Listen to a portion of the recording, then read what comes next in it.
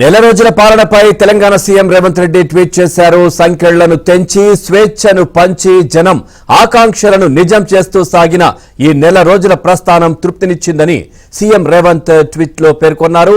ఇక సేవకులమే తప్ప పాలకులం కాదన్న మాట నిలబెట్టుకుంటూ పాలనను ప్రజలకు చేరువ చేస్తూ అన్నగా తానున్నానని హామీ ఇస్తూ జరిగిన నెల రోజుల ప్రయాణం కొత్త అనుభూతిని ఇచ్చిందన్నారు.